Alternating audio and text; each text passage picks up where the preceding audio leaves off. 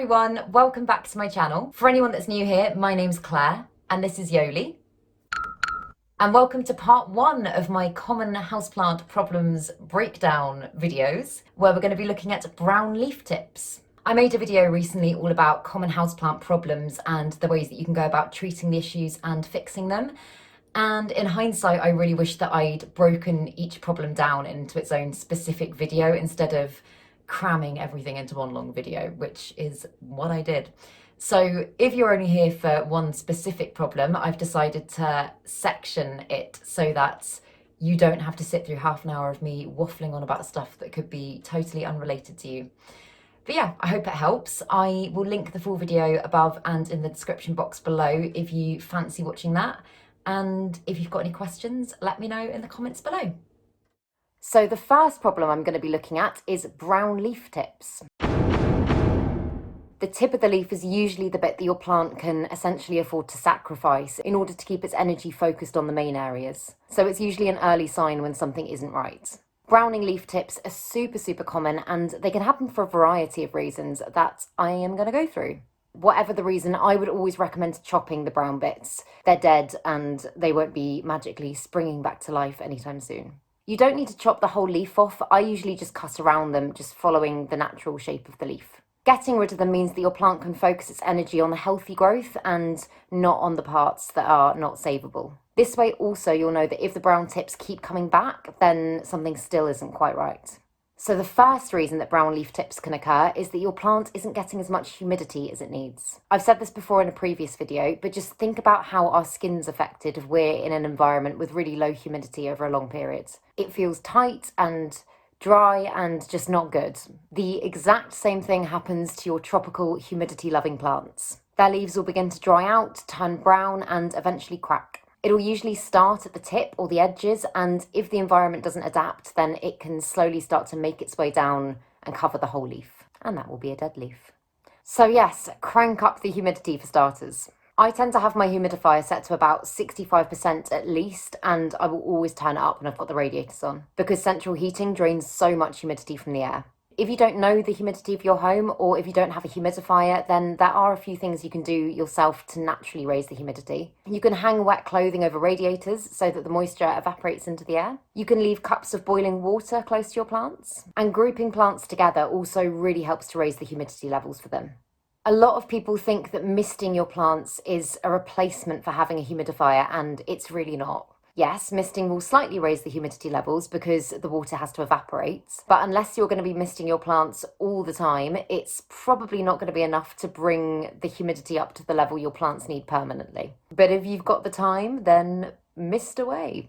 Misting your plants has loads of other benefits, like helping to keep the leaves clean and minimize the risk of pests. But as I say, if you're doing it purely to add humidity, you will need to be doing a lot of misting.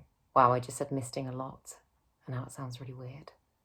Another cause for brown tips on the leaves is a fertilizer imbalance. This basically means that your plant's either getting fed way too much or not enough. Brown tips can be a sign that your plant isn't receiving enough nutrients from the soil, but more often than not, it's caused by an overload of nutrients. It's caused a buildup of salts in the soil and is sending your plant into shock. This is also known as fertilizer burn.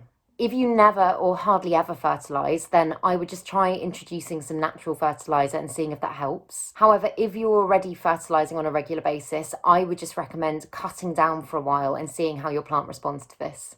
Another thing that can cause this build-up of salts in the soil is actually tap water, especially if it's been treated. I've said this before, but if you have a water softener, don't use this water to water your plants. It's super high in sodium and over time can cause really serious issues. If you want to give your soil a bit of a rinse through, a bit of a flush out, then I would recommend taking either lukewarm filtered water or rainwater and thoroughly drenching the soil through until water pours out the bottom of the pot. This just helps to clear any salt or mineral buildup and allows the roots of your plant to absorb the water and nutrients they need more effectively. Don't do this if your plant isn't ready to be watered yet, or you could end up overwatering. I'll usually do this every few months during the summer season when I'm fertilising a lot, and only when I can see my plants are ready for a water. Whenever you do this, just make sure you leave your plant to properly drain before you put it back into its pretty pot, as otherwise this could lead to further issues such as root rot. Water-wise, something else that can lead to brown tips is irregular watering. It obviously depends on the type of plant, but if you've got a plant that likes to be watered once a week and you're watering it every week, then every 3 weeks, then every few days, it's likely to throw your plant into a state of shock. Irregular watering doesn't mean that you need to really strictly plan your watering routine down to a T. It means watering your plants when they need to be and not just when you feel like it.